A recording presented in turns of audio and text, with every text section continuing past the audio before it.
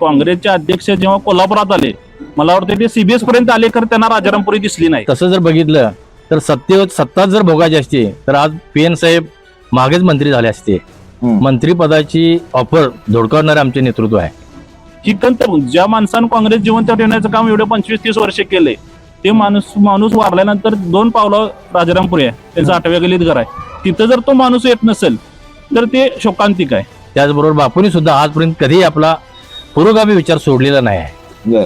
त्यांना सुद्धा मध्यंतरीच्या काळामध्ये राष्ट्रवादीची ऑफर होती, कधीही त्यांनी आपला पक्ष सोडला नाही. तो मेन पॉइंट आहे की बाबा काँग्रेस सोडण्याचा विचार राहुल यांनी केला आणि त्याला आम्ही सगळ्यांनी पाठिंबा दिलेला आहे. साहेबांनी सुद्धा BJP किंवा शिवसेनेकडे कधी रुंकून सुद्धा बघितलं नाही. आपल्या तत्वाशी साहेब शेवट अखेरच्या श्वासापर्यंत एकनिष्ठ राहिलेत. तो जो भाग आहे, हो काँग्रेसला मानणारा वर्ग होता. आता राहुल यांनी राष्ट्रवादीत प्रवेश केला. आता भाजप प्रत्येक गावात थोडं करत प्रत्येक गावात त्यांनी पाय पसरलेले आहेत. दोन्ही पक्षाच्या कार्यकर्त्यांनी आपापले सगळे जुने हे विसरून नेत्यांनी विसरलेत, तर कार्यकर्त्यांनी कशाला ठेवायचे अशा भूमिकेत एकत्र आले सगळे. आता PN साहेबांना जो मानणारा गट आहे हा 100% राहुल पाटील साहेबांच्या बरोबरच राहणार. आणि सगळ्यांच्या मध्ये एकमत आहे. त्यामुळं घड्याळ चिन्ह घेऊन आपण जे लढतोय, निश्चितपणे क्रांतिजी पाटलांना यश मिळणारे नक्की आहे. येणाऱ्या इलेक्शन मध्ये निकाल पण तुम्हाला हेच सांगणार आहे की इथली जी जनता आहे ही काँग्रेसवर प्रेम करणार नाही, PN साहेबांच्यावर प्रेम करणार आहे आणि ती राहुल पाटलांच्या मागे 100% खंबीरपणे राहणार. 100% आम्ही साहेबांच्यावर प्रेम केलंय. त्यामुळे साहेब आणि साहेबांचे आता जे नेतृत्व आहे, राहुल भैया असतील, राजेदादा असतील, यांच्या विचाराचा वारसा घेऊन किंवा त्यांच्या पाठीमागून निश्चिततेने जिथं उडी मार म्हणून सांगतील तिथं पाठीमागले कार्यकर्त्यांनी 100% उडी मारणार आहेत. कारण सामाजिक वसा घेऊन बापूंची जे घराणं आहे, पत्नी सरकारच्या काळापासून ज्या वेळेला पत्नी सरकार झाली त्यापासून बापूंचा सामाजिक घराणं आहे. सामाजिक घराणं असल्यामुळे बापूंचा वारस क्रांती पाटील हे असे आहेत की जे सुज्ञ आहेत, सुसंस्कारित आहेत. आणि आमच्या जिल्हा परिषद मतदारसंघात सडोली मतदारसंघात हे असं एक अत्यानंद झालेला आहे की सुसंस्कारित, अगदी सुशिक्षित नेतृत्व लाभलेलं आहे. त्यामुळं आमच्या गावाला, भागाला, ह्या जिल्हा परिषद मतदारसंघाचा विकास होणार आहे. त्यामुळे 100% क्रांती पाटील हे निवडून 100% येणार. असं नाही की ते बाबा 21व्या वर्षी उभारल्यात, 26व्या वर्षी उभारल्यात. आज त्यांचं वय 36 वर्ष आहे, 36 वर्षाच्या आसपास आहे. मग तुम्ही जे म्हणता ना घराणीशाही, पहिले मला वाटतं 36 वर्षामध्ये ते कामच करत आलाय, ते कुठल्या पदावर नाही. त्याने मला वाटतं DPDC सदस्यपद त्यांच्याकडे होतं, तेव्हा त्यांनी काम करून दाखवलं ना. सर्व ज्या योजना आहेत शासनाच्या त्या सर्वसामान्यांपर्यंत जर पोहोचायचं असेल तर तिथं क्रांती पाटील ह्याच्या आधी 10 वर्षापूर्वीच निवडून यायला पाहिजे, म्हणजे उभारायला पाहिजे होते ना. मला वाटतं त्यांचं वय साधारण 36-37 वर्ष आहे. मग 21व्या वर्षीच त्यांनी उभारायला पाहिजे होतं. तर जर त्यांना घराणीशाही जर जपायची असती तर ते 21व्या वर्षीच उभारले असते ना. या देशातील असू दे, राज्यातील असू दे, जी बदलती राजकीय परिस्थिती आहे ही पाहता पाठीमागच्या कार्यकर्त्यांची जर कामं व्हायची असतील तर त्यांच्यावर होणारा अन्याय जर थांबवत असेल तर कुठल्या ना कुठे सत्तेमध्ये सहभागी होणं गरजेचं होतं. नसेल तर कार्यकर्त्यांची मुस्कटदाबी होणार होती. हा सर्व कार्यकर्त्यांना विश्वासात घेऊन घेतलेला निर्णय आहे. आणि भयांचा विषय घ्यायचा झाला तर मी आता 3 वर्ष सरपंच आहे. मला आतापर्यंत 2 कोटी रुपयाचा निधी भयांनी दिलेला आहे. त्यामुळे आम्ही कुणाच्या मागे राहायचं सांगा तुम्हीच. 2 कोटी रुपये जर निधी एक गावाला जर मिळत असेल तर 100% गाव त्यांच्या मागेच राहणार. आज भया आमदार नाहीत तरी पण आम्हाला मागच्या महिन्यात 45 लाख रुपये निधी भयांनी उपलब्ध करून दिलेला आहे. 100% नाही, कारण आमचे नेते आदरणीय PN साहेब असोत किंवा संपदा असोत, यांनी कधीही आपला स्वाभिमान घाण ठेवलेला नाही किंवा सत्तेच्या मागे ती कधीही धावलेली नाहीत. 2 युती झाल्यामुळं येणाऱ्या काळात भोगावती कारखाना असू दे किंवा आपल्या शिक्षण प्रसाराला पण ह्या युती झालेल्या आहेत. त्यामुळे ह्या आताची इलेक्शन पण ही बाबा जवळजवळ माझ्यामध्ये 80% गाव हे क्रांती पाटलांच्या बरोबर राहणार आहे. आणि खरं तर PN साहेबांचा शब्द म्हणजे एक काळ्या दगडावरची रेग असायची. एकदा साहेबांनी शब्द दिला की त्यामध्ये कोणताही प्रकारचा बदल असायचा नाही. आता मी स्पष्टच बोलायचं झाले तर काँग्रेस जिवंत ठेवण्याचं काम PN साहेबांनी केले. कारण मला वाटतं 25 वर्ष साहेब काँग्रेसचे अध्यक्ष होते. कारण जेव्हा काँग्रेस आणि मला वाटतं शरद पवार गट जेव्हा वेगळा झाला तेव्हा काँग्रेस कोल्हापुरात जिवंत ठेवण्याचं काम PN साहेबांनी केले. त्यामुळे त्या साहेबांच्या शब्दावरती विश्वास ठेवून सुद्धा भाजपनं सुद्धा बिनशर्तपणे या मतदारसंघामध्ये आपली उमेदवारी मागे घेऊन या आघाडीला पाठिंबा दिलेला आहे. त्यामुळं आदरणीय साहेब आणि बापूंचा आणि भाजपचा जो विचार आहे तो सर्वसामान्यांपर्यंत पोहोचवण्याचं काम हे उमेदवार निश्चित करतील. आणि लोकांना आपण दिलेलं मत हे योग्य उमेदवाराला दिलंय ह्याचा निश्चितच निवडून आल्यानंतर आमचे उमेदवार जे आहेत मग ते पंचायत समितीचे असो अगर जिल्हा परिषदचे असो, हे दोन्ही उमेदवार आपलं मत हे सार्थकी लागले हे निश्चितच आपल्या कामातून करून दाखवतील अशी आम्हाला आशा आहे. यावेळेला मतदान करताना डोळ्यासमोर काय ठेवणार, व्यक्ती ठेवणार की पक्ष? पक्ष ठेवणार. व्यक्ती आणि पक्ष दोन्ही ठेवावं लागणार. काय फायदा होईल त्याचा? व्यक्ती पक्ष जर आपण सांभाळलं तरच आपला विकासाची गंगा पुढे नेता येणार आहे. सुशिक्षित म्हणल्यासारखे आता क्रांती पाटील एकमेवच उमेदवार आहे आमच्या मतदारसंघात, त्यांच्याशिवाय कोणी नाही आहे. किंवा येणाऱ्या इलेक्शनला हे तुम्हाला दिसेलच की पी एन साहेबांना मानणारा वर्ग राहुल पाटलांच्यावर राहील म्हणून. आमच्या गावचा जवळजवळ 70 ते 80% हा पाठिंबा राहणार आहे. सध्या कोल्हापूर जिल्ह्यातील प्रत्येक ग्रामीण भागामध्ये आता एकच चर्चा सुरू आहे, ती म्हणजे जिल्हा परिषद आणि पंचायत समिती निवडणुकांची. एकीकडे निवडणुकांची रणधुमाळी सुरू आहे, अवघे काही दिवस मतदानासाठी शिल्लक आहेत, त्यामुळे प्रचार देखील आता मोठ्या शिगेला पोहोचलेला आहे. प्रत्येक उमेदवार आपला अजेंडा, आपलं विजन आणि आपण केलेली विकास कामं घेऊन, या कामांची शिदोरी घेऊन ते प्रत्येक मतदारांपर्यंत पोहोचत आहेत आणि आपल्या मतदारांना आकर्षित करण्याचा प्रयत्न करत आहेत. निवडणुका झाल्या आहेत, निवडणुका होतात, निवडणुका होत राहतील. मात्र सर्वसामान्य नागरिकांच्या नेमक्या या निवडणुकांकडे बघण्याची भूमिका कशा आहेत, गावाचा विकास किती झालाय, त्यांच्या परिसराचा विकास किती झालाय आणि येणाऱ्या जिल्हा परिषद सदस्य असतील किंवा पंचायत समिती सदस्य असतील यांच्याकडून त्यांच्या नेमक्या काय अपेक्षा आहेत, यासह अनेक गोष्टींचा उलगडा करण्यासाठी मी आज पोहोचलोय करवीर तालुक्यातील सडोली खालसा जिल्हा परिषद मतदारसंघातील हिरवडे खालसा या गावामध्ये. आणि या गावामधील एका कट्ट्यावर आता बघतोय की आपण ज्येष्ठ नागरिक जे आहेत ते गप्पा मारत बसलेले आहेत. आपण त्यांच्याशी संवाद साधूयात आणि त्यांच्या प्रतिक्रिया नेमक्या जाणून घेऊयात. दादा नमस्कार. नमस्कार. सध्या जिल्हा परिषद निवडणुका सध्या सुरू आहेत. हो. आतापर्यंत आपण अनेक निवडणुका बघितलेल्या आहेत, घडामोडी भरपूर बघितलेल्या आहेत. मात्र जो जिल्हा परिषद सदस्य जो असतो तो कसा असावा असं तुम्हाला वाटतंय? जिल्हा परिषदचा सदस्य जो आहे ते आपल्या भागाशी, प्रत्येक गावाशी, प्रत्येक कुटुंबाशी नाळ जुळलेला असावा. ज्यानं विकासाचं ध्येय घेऊन त्यानं काम केलं पाहिजे. प्रत्येक गावात सुखदुःखात सहभागी झाला पाहिजे. बर. असं होऊन त्यानं प्रत्येक गावात काय कुठं लागतंय, प्रत्येक ग्रामपंचायतीत जाऊन किंवा प्रत्येक मंडळाला भेट देऊन तुम्हाला काय अडचण असतील असं प्रत्येकाची चौकशी करून प्रत्येक गावात काय कमी पडतंय ते त्यानं ती निधी खेचून आणला पाहिजे. या गावांचा विकास झालाय असं दिसतंय का? हो, भरपूर. हा. या आमच्या मतदारसंघामध्ये आमदारच्या PM पाटीलच्या कारकिर्दीतनं भरपूर म्हणजे जवळ 1 कोटीभर रुपये आमच्या गावाला आलेले आहेत. आणि त्याच्या पाठोपाठ माझे आमदार बापू यांच्यातनं सुद्धा म्हणे आमच्या गावाला भरपूर सहकार्य झालेलं आहे. नळ पाणी पुरवठा ही पहिली तिने केलेला आहे आमच्या गावाला. आणि त्यांचे चिरंजीव आमच्या हातनं उभा आहेत घड्याळ चिन्हावरती. आणि आमचे संपूर्ण म्हणजे गाव जवळ 80% गाव त्यांच्या पाठिंबा आहे. या निवडणुकीमध्ये क्रांतिसिंह पाटील घड्याळ या चिन्हावर निवडणूक लढवतात. कुठंतरी हे दोन जे गट आहेत, आमदार PN पाटील साहेबांचा म्हणजेच आता राहुल भैया पाटील असतील आणि संपतराव माजी आमदार जे आहेत संपतराव पवार बापू, तर यांचा जो गट आहे तो एकत्र आला आणि त्यांनी स्वार्थ आपला बघितलेला आहे असं कुठं चित्र आहे का? असं काही नाही आहे विषय. फक्त कामासाठी एकत्रित झालेले आहेत. भागचा विकास झाला पाहिजे, आपल्या भागातील गाव आहे त्यांचा विकास झाला पाहिजे, हे विजन आहे त्यांच्याकडे. ते विजन घेऊन ते दोघांनी पुढे निघालेले आहेत. मान्य आहे. हे दोघं एक चांगलं विजन, विकासाचं विजन घेऊन हे दोन गट एकत्र आलेले आहेत आणि विकास करतील असं तुम्हाला वाटतंय? 100%. मात्र क्रांतिसिंह पाटील जे आहेत ते सक्षम उमेदवार म्हणून त्यांच्याकडे बघितलं जाऊ शकतं का? हा, होय होय होय. सुशिक्षित आहेत, शिक्षण झालेलं आहे आणि त्यासनं घरातच मुळातच लहानपणीपासून त्यासनी सामाजिक कार्याचा वसा लाभलेला आहे. हिरवडे खालसा गावामध्ये आणखीन काही जे या गावातील प्रसिद्ध असं मंदिर आहे, ज्योतिर्लिंग मंदिर. या मंदिराच्या पारावर काही नागरिक बसलेले आहेत. काही नागरिकांना मी विनंती केली थोड्याशा गप्पा आपण रंगवूया, तर काही नागरिक या ठिकाणी माझ्या विनंतीवरून आलेले आहेत. आपण त्यांच्याशी बोलूयात आणि त्यांच्या प्रतिक्रिया जाणून घेऊयात. दादा नमस्कार. नमस्कार.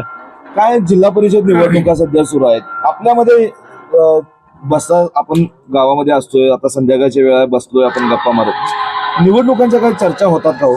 निवडणुकीची चर्चा चालूच आहे की सध्या निवडणुकीचं हेच वारं चालू असल्यामुळे सगळ्या निवडणुकीची चर्चा चालू आहे. काय वाटतंय या भागात वातावरण काय, कुठं वाहते वारं? इथं माझे आमदार आपले बापू आणि दिवंगत आमदार PN साहेब यांची जी युती झाली म्हणजे साहेब असतानाच तिथून पुढे सगळ्या भगवती कॉलेज असेल, कारखाना असेल, सर्व ठिकाणी या भैया आणि क्रांती पाटील या मंडळीने युवकांनी एकत्र येऊन हा अजेंडा त्यांनी तयार केला आणि त्याप्रमाणे सर्व वारे साहेबांच्या कार्यकर्त्यांचं आणि बापूंच्या कार्यकर्त्या सगळ्यांचं एकत्रीकरण होऊन कार्यक्रम चालू आहे आता. बर, याचा फायदा या निवडणुकीत आता राहुल भैया पाटील असतील किंवा संपत बापू पाटील असतील, यांच्या दोन्ही गट जे एकत्र आलेत, एकत्रित गटाला या युतीचा काय फायदा होईल असं वाटतं? युतीमुळे एकत्रित गटाचा फायदाच होणार आहे. कारण का दोन्ही पक्षाच्या कार्यकर्त्यांनी आपापले सगळे जुने हे विसरून नेत्यांनी विसरलेत तर कार्यकर्त्यांनी कशाला ठेवायचे अशा भूमिकेतून एकत्र आले सगळे. त्यामुळे कोणाच्याही मनात दुजाभाव नाही. तुम्ही कसं बघता या निवडणुकीकडे आता सध्याच्या घडीला काय वाटतंय वातावरणाबद्दल? एकंदरीत वातावरण हा जर मतदारसंघ बघितला तर स्वर्गीय पी.एन. साहेबांना मानणारा वर्ग आहे. त्याच्यानंतर जो राहिलेला मतदार होता तो बापूंना मानणार आहे. त्यामुळे ही दोन युती झाल्यामुळं येणाऱ्या काळात भोगावती कारखाना असू दे किंवा आपल्या शिक्षण प्रसाराला पण ह्या युती झालेल्या आहेत. त्यामुळे ह्या आताची इलेक्शन पण ही बाबा जवळजवळ माझ्यामध्ये 80% गाव हे क्रांती पाटलांच्या बरोबर राहणार आहे. बर, आता तुम्ही सांगितलं की हे दोन्ही गट या ठिकाणी एकत्र आलेले आहेत आणि दोन्ही गट एकत्र आल्यामुळं एक चांगली ताकद वाढली असं तुम्ही म्हणताय. मात्र आता बघायला गेलं तर पी.एन. पाटील, दिवंगत आमदार पी.एन. पाटील साहेबांना जो मानणारा गट आहे तो नेमका कुठं आहे? कारण आपण बघतोय की सगळ्या फलकांवर आज पी.एन. साहेबांचा फोटो आपल्याला प्रकर्षानं दिसून येतो. आता पी.एन. साहेबांना जो मानणारा गट आहे हा 100% राहुल पाटील साहेबांच्या बरोबरच राहणार किंवा येणाऱ्या इलेक्शनला हे तुम्हाला दिसेलच की पी.एन. साहेबांना मानणारा वर्ग राहुल पाटलांच्या बरोबर राहील म्हणून. कारण पी.एन. साहेबांना मला आता मी स्पष्टच बोलायचं झाले तर काँग्रेस जिवंत ठेवण्याचं काम पी.एन. साहेबांनी केले. कारण मला वाटतं 25 वर्ष साहेब काँग्रेसचे अध्यक्ष होते. कारण जेव्हा काँग्रेस आणि मला वाटतं शरद पवार गट जेव्हा वेगळा झाला तेव्हा काँग्रेस कोल्हापुरात जिवंत ठेवण्याचं काम पी.एन. साहेबांनी केले. आणि काँग्रेसने पी.एन. साहेबांना मला वाटत नाही की त्यांनी काही दिले त्यांना. कारण मला वाटतं जेव्हा साहेबांचा जो पराभव झाला तो काही काँग्रेसच्या कार्यकर्त्यांनीच केलेला आहे किंवा साहेबांना मंत्रीपद मिळालं नाही हे पण काँग्रेसनेच केले. प्रत्येक काँग्रेसच्या कार्यकर्त्याला जुन्या माहिती आहे की काँग्रेसने साहेबाला काही दिलेलं नाही. काँग्रेस जिवंत ठेवण्याचं काम एवढे वर्ष साहेबांनी केलेलं आहे. त्यामुळे जो लोकांच्या थोडाफार गैरसमज आहे तो पण ह्या इलेक्शनला दूर होईल आणि पूर्णपणे ताकदीनं काँग्रेसला पी.एन. साहेबांना मानणारा वर्ग राष्ट्रवादी बरोबर राहील. याबाबतची खंत कार्यकर्त्यांमध्ये किंवा कार्यकर्त्यांच्या आता जर बघायला गेलं, कारण राहुल भैया पाटील यांनी राष्ट्रवादी अजित पवार गटामध्ये प्रवेश केला आणि आपल्या हातात घड्याळ घेतलं, तर कार्यकर्त्यांची खंत यामध्ये आपल्याला किती प्रकर्षानं जाणवून येईल? ही खंत आदरणीय आमचे नेते राहुल पाटलांनी पण कार्यक्रमात बोलून दाखवल्या. काँग्रेसचे अध्यक्ष जेव्हा कोल्हापुरात आले मला वाटतं ते CBS पर्यंत आले तर त्यांना राजारामपुरी दिसली नाही. ही खंत ज्या माणसानं काँग्रेस जिवंत ठेवण्याचं काम एवढे 25-30 वर्ष केले ते माणूस वारल्यानंतर 2 पावलं राजारामपुरी आहे, त्यांचं 8व्या गल्लीत घर आहे. तिथं जर तो माणूस येत नसेल तर ते शोकांतिक आहे. त्यामुळे तो मेन पॉइंट आहे की बाबा काँग्रेस सोडण्याचा विचार राहुल भाईंनी केला आणि त्याला आम्ही सगळ्यांनी पाठिंबा दिलेला आहे. मग तो निर्णय योग्य होता? 100% तो निर्णय योग्य आहे आणि योग्यच राहणार. येणाऱ्या इलेक्शन मध्ये निकाल पण तुम्हाला हेच सांगणार आहे की इथली जी जनता आहे ही काँग्रेसवर प्रेम करणार नाही, पी.एन. साहेबांच्यावर प्रेम करणार आहे आणि ती राहुल पाटलांच्या मागे 100% खंबीरपणे राहणार. 100% राहणार. आता जर बघायला गेलं तर या ठिकाणी क्रांतिसिंह पवार पाटील जे माजी आमदार संपतबापू पाटील जे शेकापचे नेते आहेत, ज्येष्ठ नेते आहेत, त्यांचे चिरंजीव या निवडणुकीत घड्याळ या चिन्हावर निवडणूक लढवत आहेत. काय वाटतंय शेकाप असतील किंवा पी.एन. पाटील साहेबांना मानणारा गट असेल, अजित पवार गटाला मानणारा जो गट असेल, घड्याळाला मानणारा जो गट आहे तो कितपत क्रांतिसिंह पाटील यांच्यासोबत राहील? नक्कीच सगळी क्रांतिसिंह पवार पाटलांच्या पाठीवर राहतील. कारण राहुल भैया असतील, क्रांतिसिंह पवार पाटील असतील किंवा बापू असतील आणि सगळ्यांनी मिळून संयुक्त आणि राजेश पाटील असतील, या सर्वांनी मिळून हा निर्णय घेतलेला आहे या घड्याळ चिन्हावर लढायचा. त्यामुळं शेकापचे कार्यकर्ते असतील, कार्यकर्ते किंवा राष्ट्रवादीचे कार्यकर्ते असतील, ते सगळे कार्यकर्ते एकजुटीने, एक मनानं, एक दिलानं आता काम करते. तुम्हाला आता इथं दिसेलच, इथे सगळे शेकापचे कार्यकर्ते आहेत, राष्ट्रवादी काँग्रेसचे आहेत, आपल्या भाजपचे आहेत, सगळे ज्या युतीचे कार्यकर्ते इथे सगळे आहेत आणि सगळ्यांच्या मध्ये एकमत आहे. त्यामुळं घड्याळ चिन्ह घेऊन आपण जे लढतोय निश्चितपणे क्रांतिसिंह पाटलांना यश मिळणारे नक्की आहे. क्रांतिसिंह पाटलांना यश नक्कीच मिळेल असं यांचं म्हणणं आहे. मात्र जर दुसरीकडे बघायला गेलं तर माजी आमदार संपतबापू पवार पाटील हे या ठिकाणचे आमदार होते. त्यांनी अनेक कामं आपल्या आमदारकीमध्ये केलेली आहेत. त्यानंतर या ठिकाणी माजी दिवंगत आमदार PN पाटील साहेब यांनी देखील आमदारपद भोगलेलं आहे. आणि आता संपतबाबू पवार पाटलांचे चिरंजीव क्रांतिसिंह पाटील हे जिल्हा परिषद सदस्य पदासाठी निवडणुकीच्या रिंगणात आहेत. कुठेतरी या सगळ्या ह्याच्यामध्ये प्रत्येक पद आहे आमच्याच घरात पाहिजे असं घराणेशाही दिसत नाही का?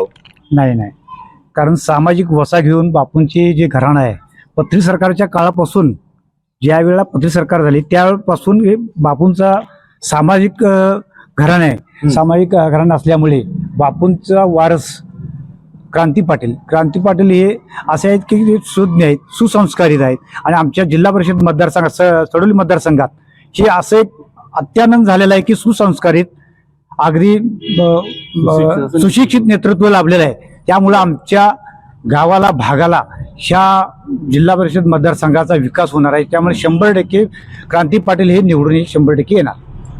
आणि आमच्या गावचा जवळजवळ 70 ते 80% हा पाठिंबा राहणार आहे. हिरवडे खालसा गावचा 80 ते 100% जवळपास तिने पाठिंबा राहील आणि क्रांतिसिंह पाटील हे नक्कीच चांगल्या मताने विजयी होतील असं ते म्हणायला लागलेत. मात्र आजपर्यंत आपण अनेक जिल्हा परिषद सदस्य बघितलं. दादा, तुमचा अनुभव जर बघितला, तुम्ही निवडणुका भरपूर बघितल्या, जिल्हा परिषद सदस्य बघितले, पंचायत समिती सदस्य बघितले. एखादं पद आलं की म्हणतो ना आपण एखादं ऍटिट्यूड येणं आणि स्वार्थ कुठेतरी असतो आपला. तर क्रांतिसिंह पाटील आता ही दुसरी पिढी आलेली, तर दुसऱ्या पिढीकडे बघत असताना क्रांतिसिंह पाटील उद्या निवडून आले तर ते लोकांच्यात मिसळतील का, किंवा गाडीची कास तरी खाली होईल असं वाटते का? क्रांतिसिंह पाटील सुरुवातीपासून लहानपणापासून मोठ्या माणसापर्यंत आताच सक्रिय आहेत. आणि ह्याच्या आमदार बापू झाल्यानंतर सुद्धा बापूंनी भागातील माणसाला कोणाला विसरलेलं नाहीत. त्याच पद्धतीने क्रांतिसिंह पाटीलला आम्हाला विसरणार नाही, आमची गॅरंटी आहे. तुम्ही तरुण आहात, काय वाटतंय? आपण बघितलेत की निवडणुकीपुरते यायचं, मतं मागायचं आणि परत 5 वर्ष गायब व्हायचं. असं क्रांतिसिंह पाटील करणार नाहीत कशावर? नाही, तुम्ही जे म्हणताय की क्रांती पाटील जर तुम्ही जर म्हटला की बाबा घराणेशाही, तर क्रांती पाटील ह्याच्या आधी 10 वर्षापूर्वीच निवडून यायला पाहिजे, म्हणजे उभारायला पाहिजे होते ना. मला वाटतं त्यांचं वय साधारण 36-37 वर्ष आहे. मग 21व्या वर्षीच त्यांनी उभारायला पाहिजे होतं. जर त्यांना घराणेशाही जर जपायची असती तर ते 21व्या वर्षीच उभारले असते ना. पहिल्यांदा त्याने सामाजिक काम केले 3-4 वर्षामध्ये, मग आज ते निवडणुकीला सामोरे गेले. असं नाही की ते बाबा 21व्या वर्षी उभारल्यात, 26व्या वर्षी उभारल्यात. आज त्यांचं वय 36 वर्ष आहे, 36 वर्षाच्या आसपास आहे. मग तुम्ही जे म्हणता ना घराणेशाही, मग पहिले मला वाटतं 36 वर्षामध्ये ते कामच करत आलाय, ते कुठल्या पदावर नाही. त्याने मला वाटतं DPDC एक सदस्यपद त्यांच्याकडे होतं, तेव्हा त्यांनी काम करून दाखवलं ना. आणि भयांचा विषय घ्यायचा झाला तर मी आता 3 वर्ष सरपंच आहे. मला आतापर्यंत 2 कोटी रुपयाचा निधी भयांनी दिलेला आहे. त्यामुळे आम्ही कुणाच्या मागे राहायचं सांगा तुम्हीच. ते 2 कोटी रुपये जर निधी एक गावाला जर मिळत असेल तर 100% गाव त्यांच्या मागेच राहणार. आज भया आमदार नाहीत तरी पण आम्हाला मागच्या महिन्यात 45 लाख रुपये निधी भयांनी उपलब्ध करून दिलेला आहे. आणि जेव्हा जिल्हा परिषद सदस्य निवडून येणार तेव्हा निधीसाठी आम्हाला कुठं लय फिरायला लागणार नाही. त्यामुळे आम्ही गाव आमचं 100% क्रांतीच्या मागे राहील. बर, आता तुम्ही असं म्हणालात की क्रांतिसिंह पाटलांच्या मागे आमचं गाव अखंड राहील. त्यांनी राहुल भैयांनी या ठिकाणी इतका प्रमाणात निधी दिलाय. क्रांतिसिंह पाटील 21व्या वर्षीच त्यांनी निवडणुकीत जर घराणेशाही नसती तर उतरले असं तुम्ही असं म्हणताय. पण त्यांचं सामाजिक काम सुरू आहे. ते सामाजिक काम जर सुरू असेल तर जिल्हा परिषद सदस्यपद कशाला पाहिजे? मला एक सांगा सर, आता गावात रस्ते करायचे झाले, कटर्स करायचे झाले, ज्या जिल्हा परिषदच्या योजना येतात म्हणजे साधारण म्हणजे जिल्हा परिषद मला वाटतं 50 भर योजना येतात. त्या योजनेसाठी कोण ना कोण सदस्य निवडून आलाच पाहिजे ना. आणि त्याच्याकडे बघण्याच्या दृष्टीवर सुशिक्षित आहे, तो इंजिनियर आहे, त्यानं पहिले स्वतःचं अस्तित्व निर्माण केले आणि आज तो जिल्हा परिषदला उभारलाय, म्हणून आम्ही त्याच्या मागे राहणार. नक्कीच. तुम्हाला काय वाटतंय, गेल्या 10 वर्षांपासून जिल्हा परिषद निवडणुका झालेल्या नाही आहेत. 4.5 वर्ष प्रशासकांचा कारभार सुरू होता. प्रशासकांचा कारभार बरा की झडपी सदस्यच पाहिजे? खरं तर सर्व ज्या योजना आहेत शासनाच्या त्या सर्वसामान्यांपर्यंत जर पोहोचायचं असेल तर तिथं कोणी ना कोणीतरी हक्काचा लोकप्रतिनिधी असणं गरजेचं आहे. कारण सर्वसामान्य लोक काय रोज उठून प्रशासकीय कामासाठी कोल्हापूरला किंवा जिल्ह्याच्या ठिकाणी जाऊ शकत नाहीत. त्या लोकांचा वेळ वाचवण्यासाठी ते आपल्या भागातला जो लोकप्रतिनिधी आहे, जिल्हा परिषद सदस्य असो, पंचायत समिती सदस्य असो, त्यांच्यापर्यंत आपलं म्हणणं मांडू शकतात. किंवा तो जिल्हा परिषद सदस्य, पंचायत समिती सदस्य त्या योजना गावागावातल्या सर्वसामान्य लोकांच्यापर्यंत पोहोचू शकतोय. त्यामुळं निश्चितच जिल्हा परिषदची निवडणूक लांबल्यामुळं या संपूर्ण महाराष्ट्रातील किंवा संपूर्ण देशातील लोकांचा तोटा झाला असं म्हटलं तर ते चुकीचं होणार नाही असं माझ्यासारख्या कार्यकर्त्याला वाटतंय. आता तुम्ही म्हणलात की या सगळ्या योजना असतील, गावाचा विकास व्हायचा असेल, आपल्या संपूर्ण जिल्हा परिषदेचा विकास व्हायचा असेल तर लोकप्रतिनिधी असणं आवश्यक आहे. गरजेचंच आहे. तर हा लोकप्रतिनिधी कसा असावा असं तुम्हाला वाटतं? हा लोकप्रतिनिधी खरं तर सर्वसामान्यांच्या लोकांच्या पर्यंत जाणारा, त्यांच्या अडीअडचणी समजून घेणारा, तो त्याचं चारित्र्य संपन्न उमेदवार असावा, लोकांच्या पर्यंत पोहोचणार असावा, कामाचा उत्साह असणार असावा. नाहीतर काही मंडळी निवडून गेल्यानंतर पुन्हा 5 वर्षानंतरच मतदारसंघात येतात. असं न करता ज्या त्या लोकांच्या अडीअडचणीसाठी हाकेला धावून जाणारा हा लोकप्रतिनिधी असावा. आणि त्या पद्धतीने निश्चितच आदरणीय संपत बापू यांनी आमदार म्हणून 10 वर्ष काम केले. त्याचबरोबर आमचे नेते आदरणीय स्वर्गवासी माजी आमदार PN पाटील साहेबांचा आचाराने विचाराचा वसा घेऊन काम करणारा हा भाग आहे. त्याचबरोबर आता आमच्या सोबतीला भाजप सुद्धा बरोबरीनं आहे. भाजपने सुद्धा कुठलीही उमेदवारी न देता आमच्या या राष्ट्रवादी काँग्रेसला पाठिंबा दिलेला आहे आणि घड्याळ चिन्हावरती ही निवडणूक आम्ही लढतो आहोत. आणि खरं तर आणि PN साहेबांचा शब्द म्हणजे एक काळ्या दगडावरची रेग असायची. एकदा साहेबांनी शब्द दिला की त्यामध्ये कोणताही प्रकारचा बदल असायचा नाही. त्यामुळे त्या साहेबांच्या शब्दावरती विश्वास ठेवून सुद्धा भाजपनं सुद्धा बिनशर्तपणे या मतदारसंघामध्ये आपली उमेदवारी मागे घेऊन या आघाडीला पाठिंबा दिलेला आहे. त्यामुळं आदरणीय साहेब आणि बापूंचा आणि भाजपचा जो विचार आहे तो सर्वसामान्यपर्यंत पोहोचवण्याचं काम हे उमेदवार निश्चित करतील. आणि लोकांना आपण दिलेलं मत हे योग्य उमेदवाराला दिलंय ह्याचा निश्चितच निवडून आल्यानंतर आमचे उमेदवार जे आहेत, मग ते पंचायत समितीचे असो अगर जिल्हा परिषदचे असो, हे दोन्ही उमेदवार आपलं मत हे सार्थकी लागले हे निश्चितच आपल्या कामातून करून दाखवतील अशी आम्हाला आशा आहे. म्हणून या मतदारसंघामध्ये 100% घड्याळ हे निवडून येणार ही आम्हाला 100% खात्री आहे. घड्याळ निवडून येणार ह्या तुम्हाला 100% खात्री आहे. उद्या जर का जाऊन या जे काही उमेदवार जे आहेत हे कुठेतरी आता पैशाच्या जोरावर किंवा पैशाचा अमाप वापर करायला लागलेत आणि ही निवडणूक लढवायला लागलेत, त्यामुळे तुमच्या खात्रीला कुठेतरी कात्री लागेल अशी 100% नाही. कारण आमचे नेते आदरणीय PN साहेब असोत किंवा संपत बापू असोत, यांनी कधीही आपला स्वाभिमान घाण ठेवलेला नाही किंवा सत्तेच्या मागे ती कधीही धावलेली नाहीत. कारण तसं जर बघितलं तर सत्ता जर भोगायची असते तर आज PN साहेब मागेच मंत्री झाले असते. मंत्रीपदाची ऑफर धोडकावणारे आमचे नेतृत्व आहे. त्याचबरोबर बापूंनी सुद्धा आजपर्यंत कधीही आपला पुरोगामी विचार सोडलेला नाही आहे. त्यांना सुद्धा मध्यंतरीच्या काळामध्ये राष्ट्रवादीची ऑफर होती, कधीही त्यांनी आपला पक्ष सोडला नाही. किंवा साहेबांनी सुद्धा BJP किंवा शिवसेनेकडे कधीही रुंकून सुद्धा बघितलं नाही. आपल्या तत्वाशी साहेब शेवट अखेरच्या श्वासापर्यंत एकनिष्ठ राहिले. बरोबर. मग आत्ताच्या घडीला राहुल भैयांनी जो काही निर्णय घेतलेला आहे राष्ट्रवादी अजित पवार मध्ये गटामध्ये जाण्याचा, आणि आता घड्याळ चिन्हावर क्रांतिसिंह पवार पाटील हे निवडणूक लढवत आहेत, त्यांना साहेबांना मानणारा जो वर्ग आहे तो कितपत साथ दिला असं वाटतंय? 100% आम्ही साहेबांच्यावर प्रेम केलंय. त्यामुळे साहेब आणि साहेबांचे आता जे नेतृत्व आहे, राहुल भैया असतील, राजेदादा असतील, यांच्या विचाराचा वारसा घेऊन किंवा त्यांच्या पाठीमागून निश्चित त्यांनी जिथं उडी मार म्हणून सांगतील तिथं पाठीमागले कार्यकर्त्यांनी 100% उडी मारणार आहेत.